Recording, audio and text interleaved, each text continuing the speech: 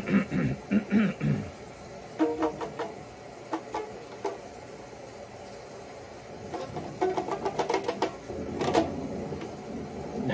that's not it.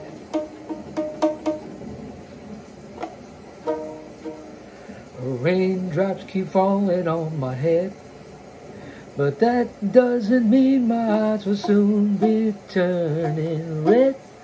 Crying's not for me, 'cause I'm never gonna stop the rain by complaining. No? Too soon? Too early? Too much? Too late? It's me. It's me. It's the GOC. You guys caught me impromptu. Caught me off guard.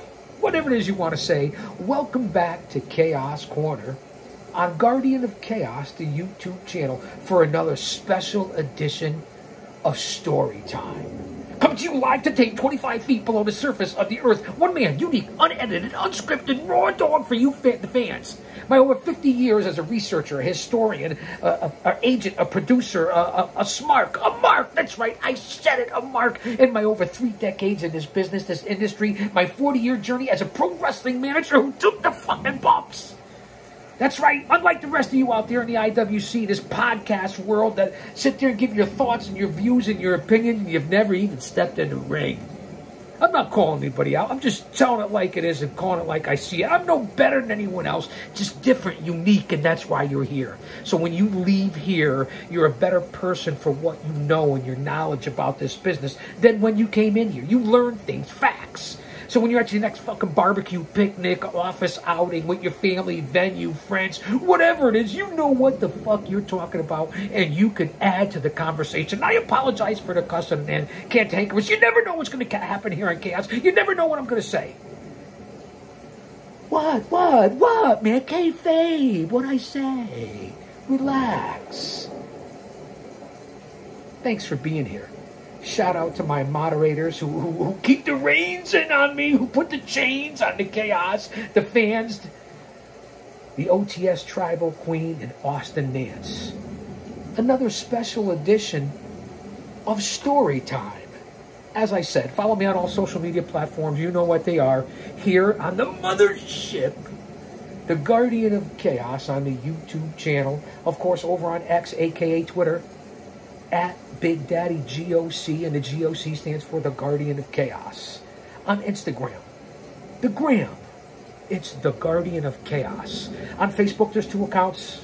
I know most of you say fuck Facebook, but I have 2 accounts.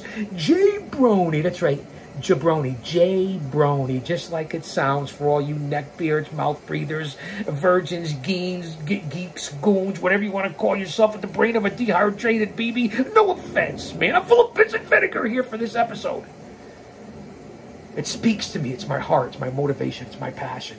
Follow me on Getter, Gab, Truth Social, Rumble. I cover it all in the IWC. So that's where you can hit me up and catch me. You can always inbox me on Twitter. You can email me. I have 2 sites to email me. We got Fan Mail Friday coming up, being interactive here.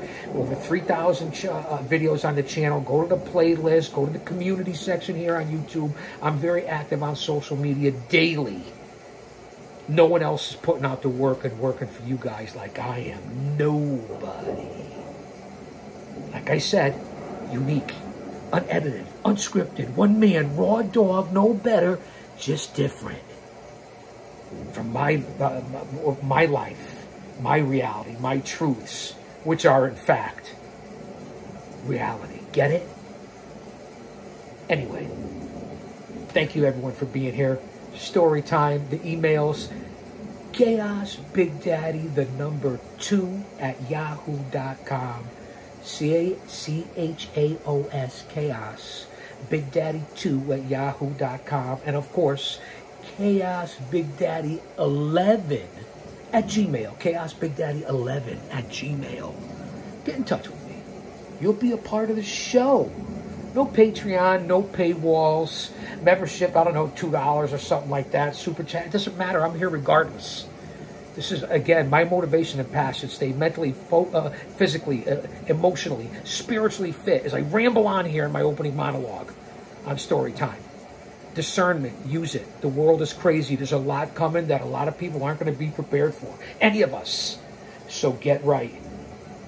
I know I'm bouncing all over the place here in the first 5 minutes because this is passion. I want to show you. I want to wake you up. I want to bring you here. Plus, it's story time. Pardon me. I had the Hall's Mentholypus. I got the water. I already had a nice cup of coffee. I'm ready for a second one. It's the beginning of the work week. We are in the dog days of August. The dog days of summer. Torrential downpours and rains and floods and earthquakes and politics and border invasions and the economy and protests. And it's really insanity out there. So I'm here to distract you guys and me. But be aware. That's all I could say. And I'll get off that soapbox. 6 minutes in here. We'll probably go close to an hour. Just like the last show, go back and check out this last episode that I just put up of Storytime. You're not going to want to miss it. The Established System. That's what it's called, the Established System. Kick back and relax. See if you can figure out this title. Again, I am reading this for the very first time with you. Live. Live to tape. Live. Nah, fuck it. You guys understand. The very first time we read it together. That's what we do here. That's why we're part of the Chaos Squad. Let me say it again. Become a part of the Chaos Squad. And leave a fucking comment. In a boom period of professional wrestling, promoters easily maximize the weekly box office from live events throughout their regions. A promoter's top priority and a promotion's top priority, let's face it, was strengthening an A circuit featuring its top stars in its biggest market cities. Now pay attention. Take out your notebook. In many cases, promoters also fostered a secondary circuit composed of smaller towns using so-called lesser talent. Spot shows were another important cog in a promoter's repertoire, which is what a lot of people in the independents run now, are spot shows. Let's face it, you might as well call it that. Some indies are running it like a territory, monthly, some weekly. So that's a good thing. I like to see that. Even in 2024's insane business and industry. There's a lot of good to be said for whatever bad they're missing in history. They're missing with emotional investment and ring psychology and storytelling and long-term booking and just giving the fans what they want. But who the fuck am I to say it? I never signed a contract, right? But that's where we are here, and it's true. A, B, and some organizations, WCW in the day, WWF, NWA, Jim Crockett, they had 3 circuits running 3 and 4 towns in the same night. Same thing with their territories, and drawing thousands in multiple cities. A show, B show, C show. You guys get the concept here. You know what I'm talking about and what I'm reviewing here on Storytime. Spot shows was another important cog, as I said, in the promoter's repertoire, as these programs service locations outside of the regular circuits where fans watched the weekly program on TV but seldom saw the sport live. High school gymnasiums were routinely booked for these events. And in case of the World Wrestling Federation, the Worldwide Wrestling Federation, spot shows were an essential element of its business. Imagine the WWE today running regular shows at high schools around the country. Just an inconceivable, incomprehensible thought. But back in the 70s and into the 80s, it was a regular thing, and I can attest to that because I'm from the area as well. Going to high school gyms or going to your local carnival, going to churches, bingo halls, auditoriums, all the like, especially the high school and college gyms, well into the 90s and 2000 in the whole northeastern circuit and up and down the northeast corridor. I mean, it's just facts. It's very true. You'd have the local stars like Putski, Crusher Blackwell, whoever you want to call, Andre the Giant, in your local high school gyms. I mean, it really is something. S.D. Jones, Afa, Dominic, DiNucci, and the list goes on and on of guys that you could see that would come to small towns. You missed that part of it, and that's why some of the indies can flourish, and that's what they're doing in 2024, not to get off track. The WWF's territory consisted of 11 states: New York, Pennsylvania, Massachusetts, Maryland, Connecticut, New Jersey, New Hampshire, Rhode Island, Vermont, Delaware, and Maine. Additionally, the promotion operated in parts of Virginia, West Virginia, and Ohio. In terms of geographic area, it was far larger than any single promotion in the United States, with the exception of the AWA, which ran from Minnesota to California to Wyoming and encompassed 9 states and parts of 3 others. Now, the NWA, a union of promotional offices and not owned by a single entity, like Gagne in the AWA or Vince Sr. in the WWF, operated in at least 25 states, sharing Virginia, West Virginia, and Ohio with the WWF, and Colorado, California, and New Mexico with the AWA. Considering the heavy population centers, such as, hello, stay away from your cities in 2024, though, Philadelphia, Baltimore, Boston, and of course New York City, it's not surprising that the WWF possessed the most lucrative territory, hello, density, population, hello, in the business. McFly, is anybody home? It received significant mainstream press from New York-based wrestling magazines. The magazine era was unbelievable. Magazine rack, cigar stores. I can tell you, I grew up in it. It truly was something that a lot of people miss out on, that whole magazine era. It really was, kayfabe or not, it really had your imagination in the 70s into the 80s. I mean, it really was incredible, the magazine era, which now, I mean, they're as useless as tits on a bull, really, the magazines. It really is crazy. Considering the heavy population, as we said, of those certain cities, and the New York-based wrestling magazines had a widespread influence. Their magazines really did. Do your history. Do your research if you learn anything here about the magazines. Monthly programs at Madison Square Garden, the world's most famous arena, were monetary windfalls for the WWF management. And Vincent J. McMahon, Vince Sr., carefully booked his events to maintain their sense of importance to area enthusiasts, if you're listening to what I'm saying. For the reason tickets for wrestling at the Garden were a hot commodity, and events were frequently sold out.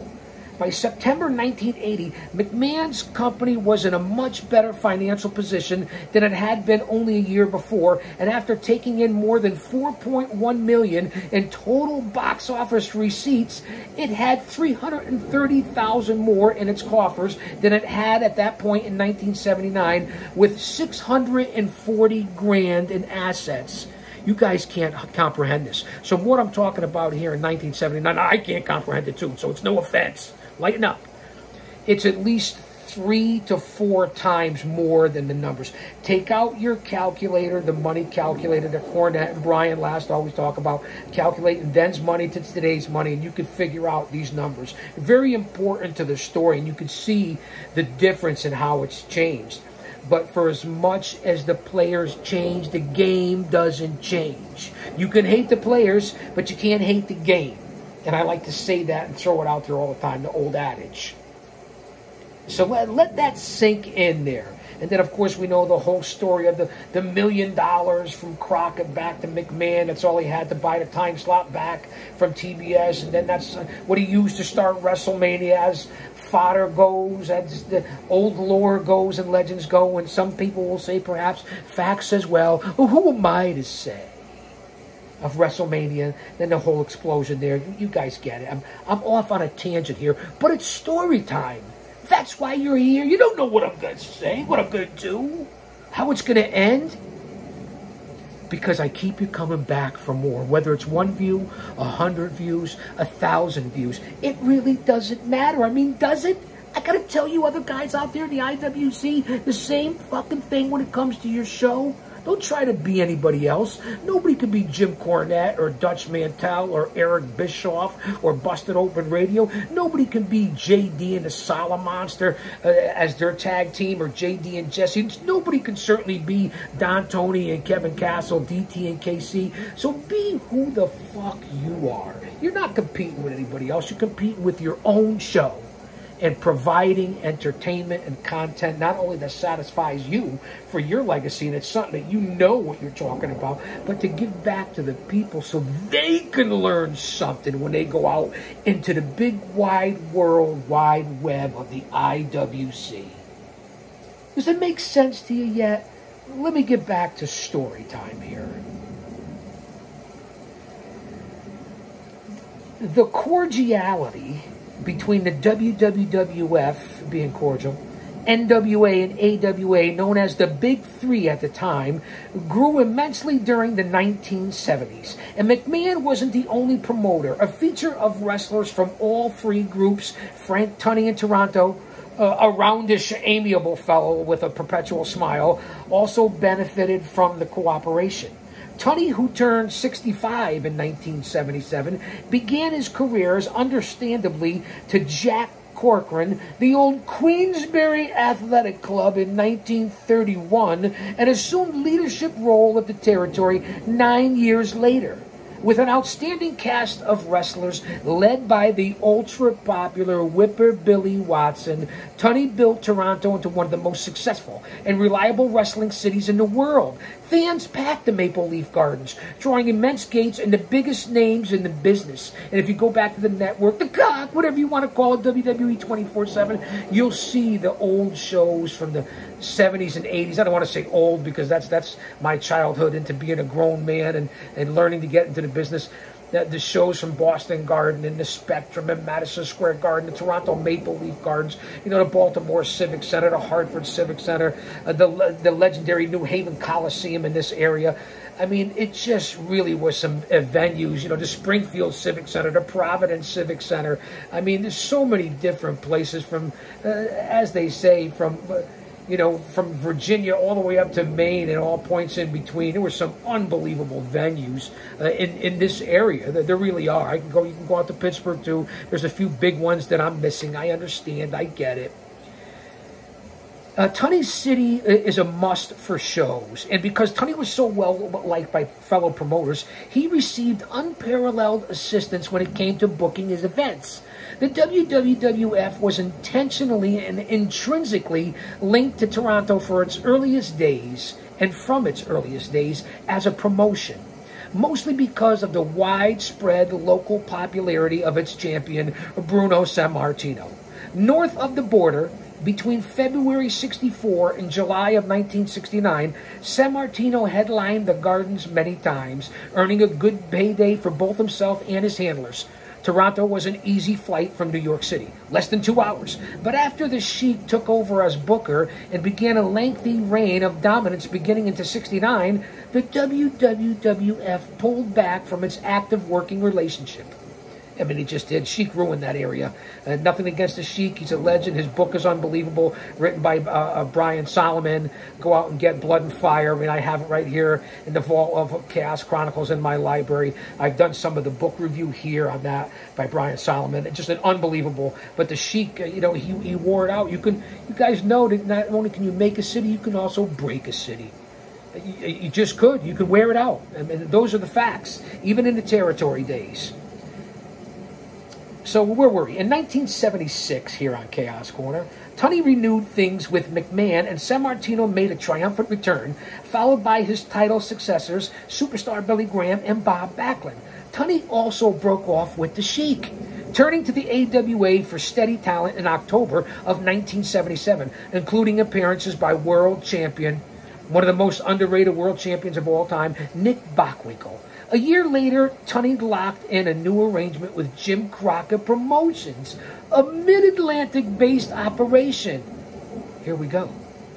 Tunney's membership in the NWA never abated either, leaving him in the best possible situation to bring quality wrestlers to Toronto, which is the goal. St. Louis was in a similar situation. Sam Mushnick was the godfather of the alliance, and he was celebrated for the elegant way he managed the union. He was also respected for the above-board way that he administrated the St. Louis promotion, if I got that correctly, both behind the scenes and in the ring. Mushnick fostered the belief that pro wrestling was a legitimate sport to be covered with dignity in newspapers, and he banned gimmicky grapplers from appearing in his shows. St. Louis was always considered the headquarters of the NWA, and for talented up-and-comers to be considered for a run with the World Heavyweight title, they had to perform well in Mushnick's proving grounds. How about that for the way they ran things back in the day? It's not that long ago. That's where the Funks, Jack Briscoe, the Von Erichs, and many others were assessed by Mushnick for their potential to be the traveling title holder. For most wrestlers, St. Louis was a pleasure to work, and Mushnick brought in talent from across the NWA. In 1976, AWA owner Vern Gagne and Pat O'Connor, part owner of the Kansas City promotion, bought into Mushnick's company, adding to the dynamics in the city. Shows often highlighted wrestlers from the AWA, Kansas City, the WWA in Indianapolis, and a number of NWA offices, demonstrating that St. Louis was one of wrestling's most unique melting pots.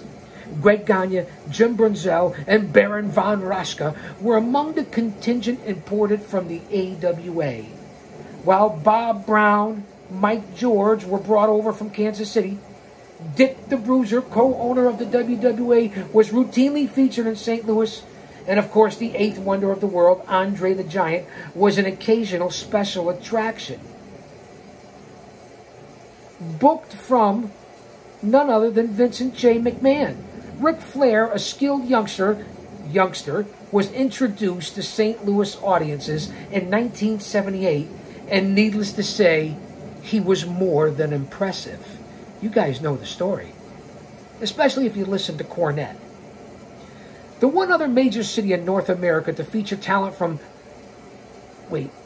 to feature talent from each of the big three organizations with any consistency, as I rumble, stumble, mumble, see what I said 20 minutes earlier about me mumbling, bumbling, and fumbling.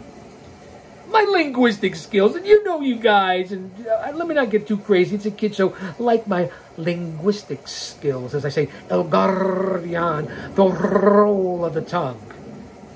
Focus, I know, let me focus and get back to the story here. Oh, where was I? We're talking about Houston. excuse me, pardon me, the allergies are still kicking in, but I'm much better, as you can tell.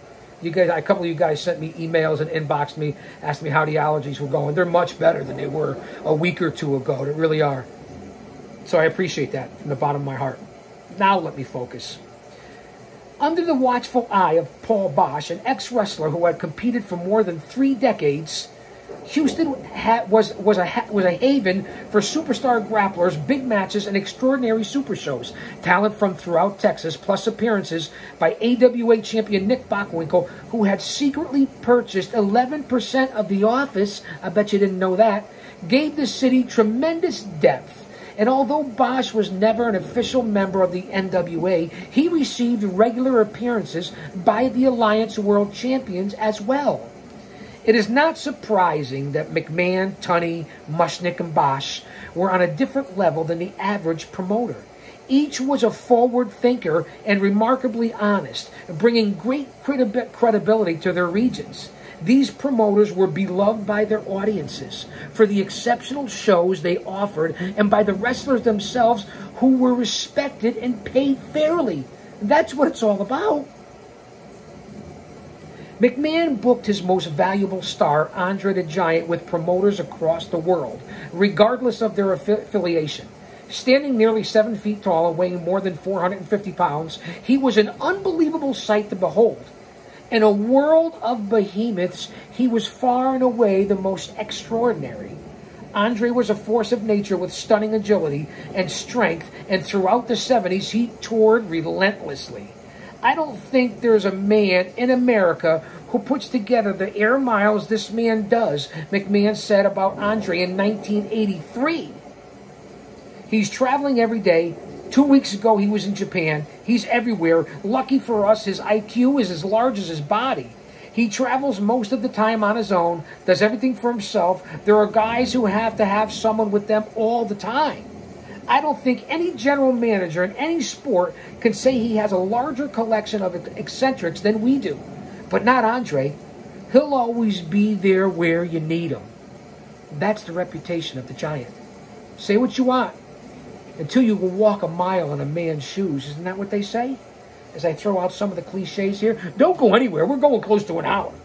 We're just getting started here. So I hope you're ready and you're prepared. Known as the Boss by the contemporaries in his locker room, Andre was a commanding personality with a sarcastic wit. He was ever giving to fans, but of course the burden of always being the center of attention was taxing. It didn't matter if he was in the middle of the ring, walking through an airport, or strolling down the street. All eyes were fixed on him.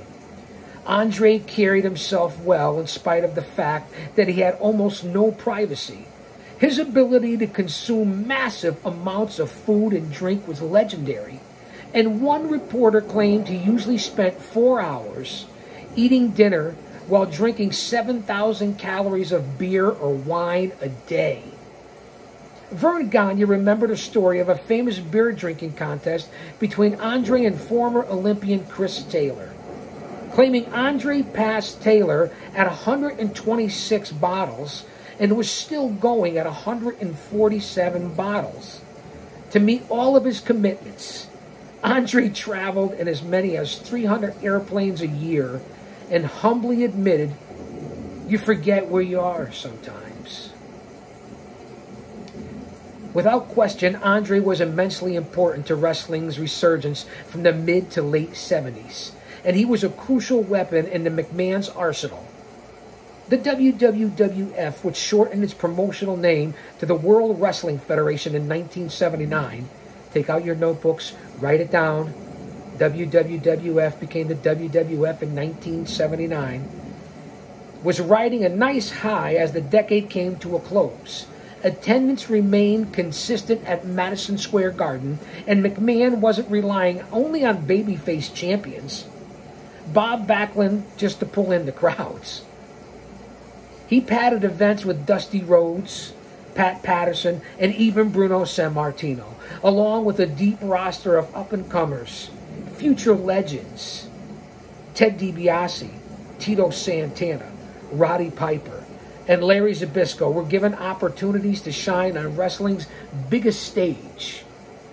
On November 19th, 1979, David Von Erich made his Garden debut, defeating Davey O'Hannon in 8 minutes and 47 seconds. The next month, on December 17th, McMahon ran the Garden with 9 matches, 5 of which were title affairs. NWA World Champion Harley Race beat Dusty Rhodes. And NWF Champion Antonio Inoki was victorious over Hussein Arab, a.k.a. the Iron Sheik. In another bout, Bob Backlund went over Bobby Duncum to capture the vacant WWF Heavyweight Championship. Also on the show was the incredible Hulk Hogan, a 26-year-old Florida native in only his second year of pro wrestling.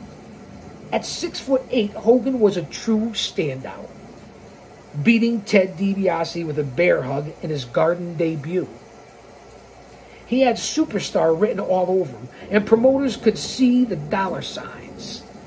Competing in other regions as Terry the Hulk Boulder, he adopted the Hulk Hogan gimmick upon his arrival in the WWF in November of 1979, where he worked as a heel with ultra-talented mouthpiece, for all you pencil-neck geeks, Classy Freddie Blassie as his manager. With his enormous strength and arrogance, Hogan proved his supremacy in TV handicap squash matches and remained undefeated on the circuit for months. His unconquerable persona worked well, and before departing the WWF in April of 1981, only 2 wrestlers had gotten clean pinfall victories over Hogan: Tony Atlas and Andre the Giant. I hope your notebooks are becoming busy right now. Bueller? Anyone? The latter took a number of wins from Hogan, meaning Andre the Giant. The most famous being their Shea Stadium battle on the undercard of the Big Bruno Sammartino Larry Zbyszko showdown on August 9th, 1980, in front of 36,295 spectators.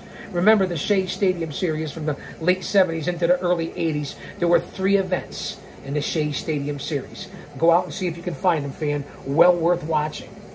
30, 35, 40,000 fans at the Met Stadium, Shea Stadium. Unbelievable. History. Under the leadership of McMahon, the WWF maintained a high level of professionalism, and its success can be traced back to his excellent management style. In many respects, business was formulaic, and from a fan perspective, the booking was often predictable.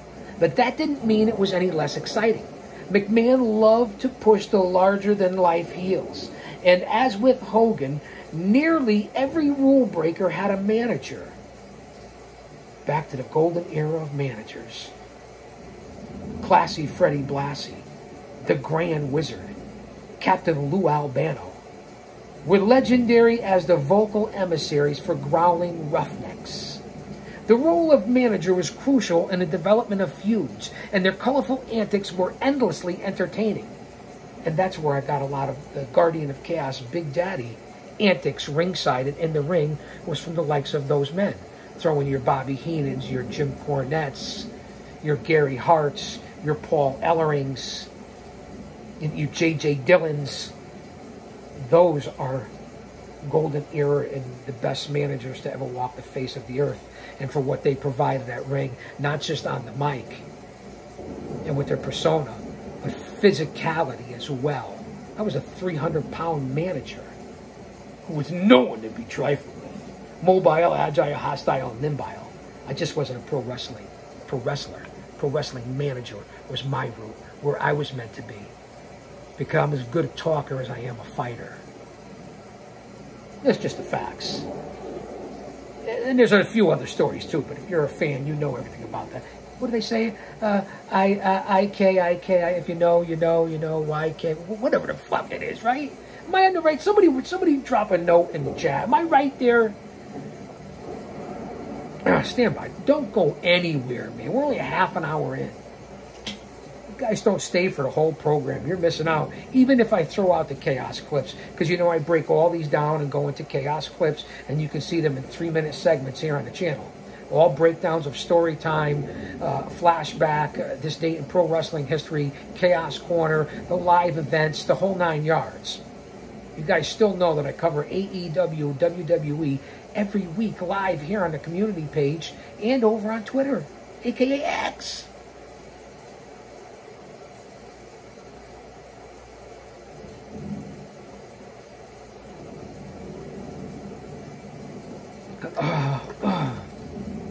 Bear with me. Hey, we're live. We don't edit anything out. Pardon me. Excuse me. Sometimes just the astonished look on the face of the television host was enough to tell any story as Blassie or Albano ranted and raved. The use of straight-laced interviewer and commentator was also mandatory for the WWF, and especially to their broadcasts. In addition to showing irrational fear and shock when faced with the everyday outrageousness, the commentators were hyping the feuds, building up the wrestlers, and laying the groundwork for live events. Hence how important the commentators, the ring announcer to the commentator, to the play-by-play, to the color commentator, along obviously with the cameramen, are so important. The sound people, the music people. It's unbelievable what goes into a pro wrestling industry. I don't have to talk about the ring crew and setup and breakdown and all that. You guys know all this. There's a lot to go on with it. Insurance, buildings, venues, concessions. I mean, think about it. If you're a pro wrestling fan, what it takes to run a show like they do down at my home company at Paradise Alley Pro Wrestling with the Paradise 4 and including we're the Paradise 5. I think that rhymes. Let me get back here to story time. She's fucking with me again, you know that, right? She did it in the last episode. She does it almost every episode. I have electronic heat with Alexa. She fucking ignored me. You see how we get sidetracked here? You can't make it up. Oh, it's coming. AI. Alexa, play tropical thunderstorm sounds for my fans. It's apropos right now, and this is the Northeast area. We'll get out of it. Stay tight. Stay in faith. Not in fear. If he's for us, no one else could be against us. At 35 minutes in, let me throw that out there, just to keep it real. Because, you know, this isn't just a gimmick or persona. This is who I am. Take away the glasses, the chains, and everything else, and it's still me. The GOC. The use of straight-laced interviewers were just as important, as I just got finished saying.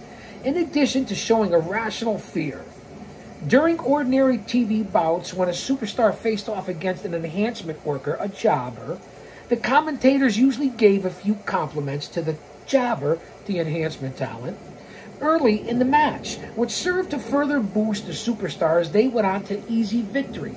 On occasion, the enhancement talent would get in a little offense, and the commentators would light up with surprise, only to see the superstar quickly regain control of the match, hammer home his finisher, and end the bout. The commentators essentially were storytellers as they described the action. They explained the observable and unobservable facets of the matches and displayed reverence to the extraordinary athletes. WWF telecasters spoke as if everything related to the promotion was bigger and larger than life and what it really was. Everything was spectacular. Crowds were always in a state of pandemonium, and arenas were constantly filled to capacity. The organization's lead commentators Vincent Kennedy McMahon, for the first time in our story, the son of the owner, was the undisputed champion of such declarations.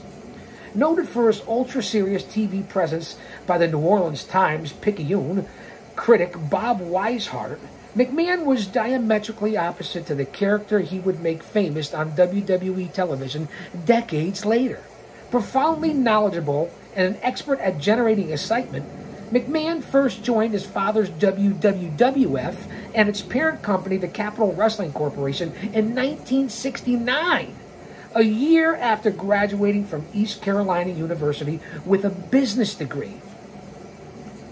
He was eager to become a pro wrestler himself until his father steered him away from the idea. McMahon Sr. wanted his son to study accounting, but young Vincent jumped at the chance to help the promotion in any way he could. I'm sure as we all would, for the most part, right? Even though they had different middle names, the elder McMahon's middle name was James. They were known as Senior and Junior in wrestling circles, and it was easy to differentiate the two that way. McMahon Jr. was hired as a WWF TV commentator in 1972. Let's remember that now, fans. 1972, replacing Ray Morgan, and he had also a run as a promoter in Bangor, Maine.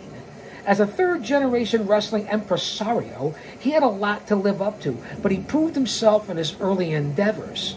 With his wife Linda as most trusted partner, and his father teaching him from the ground up, to say the least, he was a trusted partner, and his father teaching him from the ground up, he was in an incredible position to establish a long-term career in pro wrestling, which he certainly fucking did. As fans in time could see, McMahon's work as host and commentator of WWF's Championship Wrestling TV program was instrumental in the advancement of many memorable angles and feuds. Originating from Philadelphia and later Allentown beginning in 1978, Championship Wrestling was syndicated throughout the Northeast, including on the WWF flagship station, WOR-TV Channel 9 in New York City. WOR was an ideal outlet for the promotion, as it was also the home of the New York Mets, the New York Rangers, and the New York Knicks, opening the door for potential crossover sports fans. Ratings were strong on the network, even at the midnight hour on Sunday mornings. And both WWF officials and station management were pleased with the mutually beneficial relationship. Wow!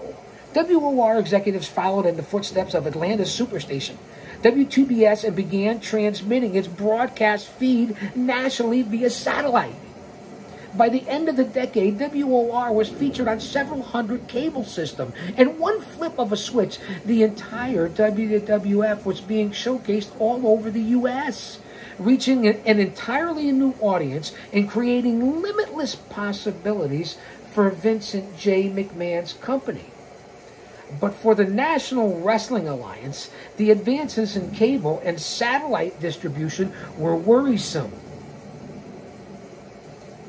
Programs on WOR and WTBS, which broadcast Georgia Championship Wrestling, crossed territorial boundaries and heightened tensions not seen in wrestling circles since the 1950s and regular TV.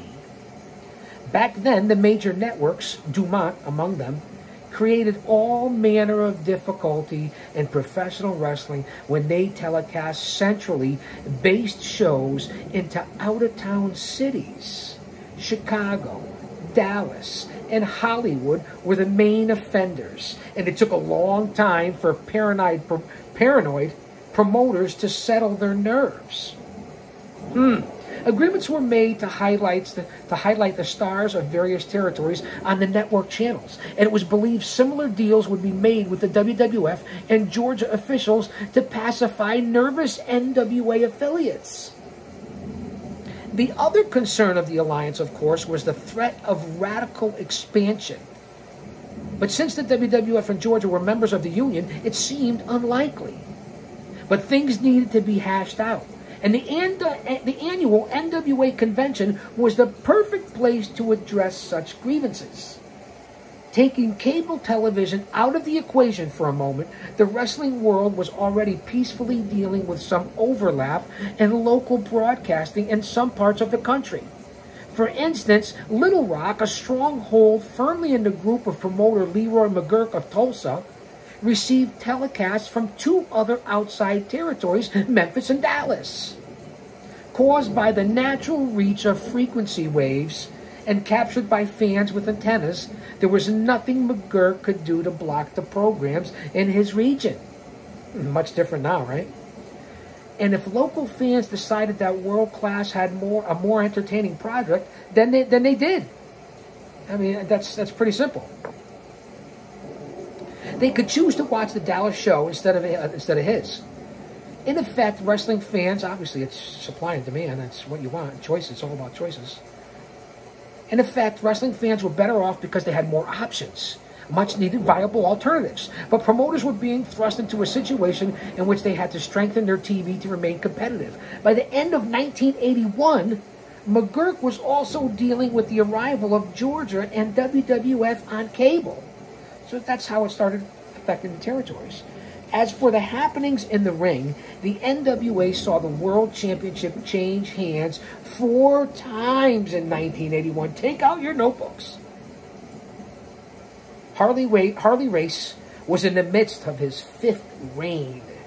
He dropped the belt to popular Southern hero Tommy Rich in a shocker on April 27, 1981. A few days later, on May 1st, Race regained the title, only to lose it again the following month to the American Dream, Dusty Rhodes. Finally, the strap went to the arrogant heel Nature Boy Ric Flair on September 17, 1981 in Kansas City. Flair, a protege of Verne Gagne, became a star in the Mid-Atlantic region and bowled over the NWA Board of Directors with his combination of in-ring science and verbal skill. He was the total package, just the kind of guy the Alliance needed. As for the WWF, Bob Backlund continued his reign at top. Andre the Giant suffered a broken ankle during the spring, and promoters creatively blamed the injury on Killer Khan. Their feud lasted months, drawing well across the circuit, including a sellout at Madison Square Garden in August of 1981. I was in my first year in the Institute of Higher Learning in 1981. I was 18. Wow, what a time. WWF legend Bruno Sammartino wrestled what was billed as his farewell appearance on October 4th, 1981. He defeated his old foe, George the Animal Steele, in less than 7 minutes. Wow. Prior to the event, sports writer Jerry Eisenberg called Sammartino the Captain Marvel and the Cyrano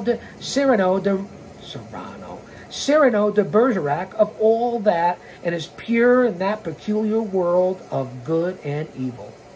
Vincent J. McMahon added, there has never been a greater fighter on the side of good. The show also marketed the organization's debut at the Brendan Byrne Arenas and Meadowlands in East Rutherford, New Jersey, about a half-an-hour drive from New York City.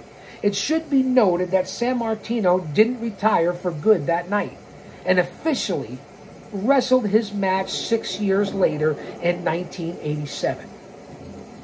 Vincent Kennedy McMahon, the voice of the WWF, was known for his enthusiasm and had proven his value as a commentator.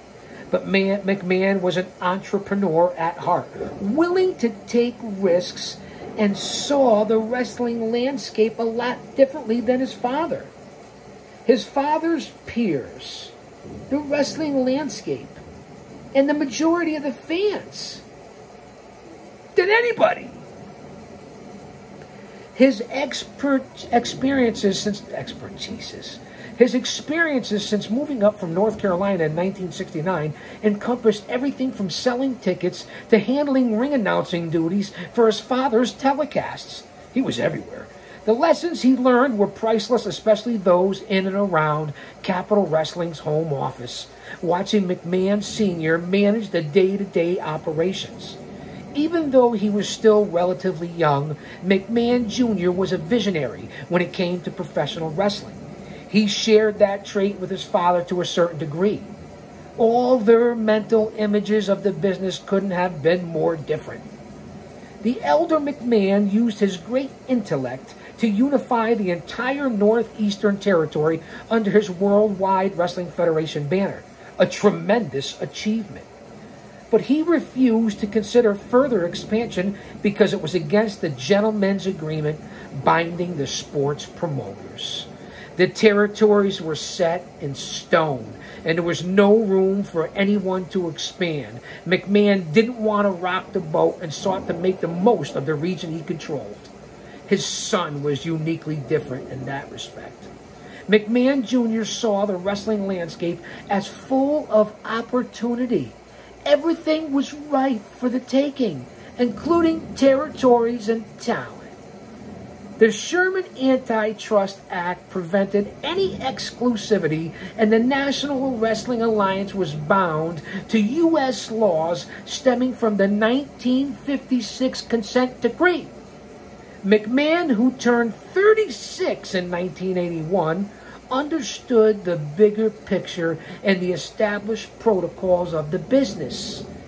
He knew his father respected the relationships between the WWF, the NWA, and the AWA. And for the time being, he had to keep his dreams to himself. Naturally, McMahon Jr. was also keen on the prospects of closed-circuit and cable television. During the 1970s, he worked behind the scenes on 2 high-profile events: Evel Knievel Snake River Canyon Jump in 1974, and Muhammad Ali's boxer versus wrestler bout against Antonio Inoki in 1976. McMahon coordinated closed-circuit venues for both occasions, learning a great deal about this additional source of revenue. And the exciting possibilities offered by cable TV were not lost on McMahon either. He could see how far-reaching broadcasts would give the WWF the opening it needed to broaden its promotional scope. Sometime in 1982, McMahon Sr. broached the idea of selling the Capital Wrestling Corporation and getting out of pro wrestling. His reasons are unknown, but it's possible he wanted to live a quieter life with his wife Juanita, far from the arenas he'd worked in for 3 decades.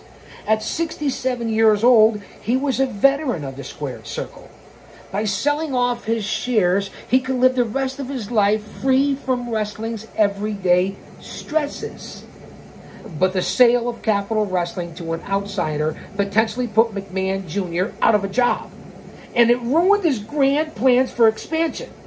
If his father was serious about selling, McMahon Jr. would be the man buying. In addition to his responsibilities as the WWF's lead commentator, McMahon had been proactive on his own. In 1979, his family moved to South Yarmouth, Massachusetts, approximately 75 miles outside of Boston, and he assumed the mortgage for the struggling Cape Cod Coliseum.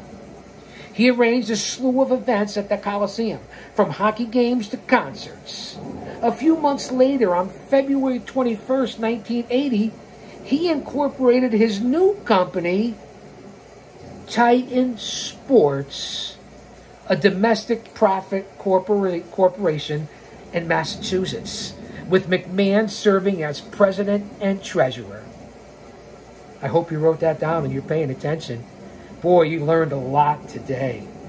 A lot that you could surprise people with. Useful nuggets of significant information here on Story Time on Chaos Corner. Titan Sports would remain a small outfit made up of a handful of people, and Vince's wife, Linda, was a significant factor in the company's early success. Around the time McMahon Sr. brought up his possible retirement, McMahon Jr. and his wife began considering a buyout and realized it was a gamble of a lifetime. For a visionary like McMahon, it was an opportunity he couldn't pass up. But despite 10 years in the business, owning Arena, and having national name recognition, McMahon Jr. was not a rich man in 1982. Neither was I. In fact, he was scraping by, though in a better position than he had been 6 years earlier when he declared bankruptcy. It wasn't like he could dip into his deep pockets and easily buy out 4 shareholders of Capitol Wrestling. However, McMahon Jr. was determined to make the purchase a reality. Of the 4 men holding interest in Capitol, Robert Marella, better known as wrestler Gorilla Monsoon, was the youngest at 45. Arnold Skolin, another retired grappler, was 57. And longtime company secretary-treasurer Phil Zacco was in his 70s. Along with McMahon Sr., this quartet agreed to sell the company outright to Titan Sports, and a contract was drawn up by the attorneys. The stipulations called for initial liquidation of all Capitol surplus funds. That meant Capitol could pay more than $640,000 to Gorilla, Zacco, and Skolin for a combined 385 shares of their common stock. I hope you're writing this down. Which would be turned over to Titan at the completion of the sale. Titan would pay $1 million to all 4 stockholders for the remaining 615 shares. The initial payment was for $230,000, $736,000 to be exact. And it's funny to even be talking about this, 40 years ago, what the money was and what it is now. Put it in a calculator; it's 4 times that amount, at least. The initial payment was $230,736, while $769,264 was broken into 3 parts paid on October 1st, 1982, February 1st of 1983, and June 1st of 1983. Of that $1,822,000 was going to McMahon Sr. himself, the company's largest stockholder with 500 shares. Embedded within the contract were a number of conditions, including specific items protecting Capitol's outgoing shareholders.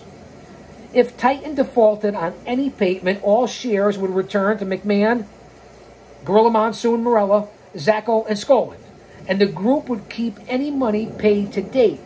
Gathered together for a secret meeting on June 5th, 1982, if I got my facts correct.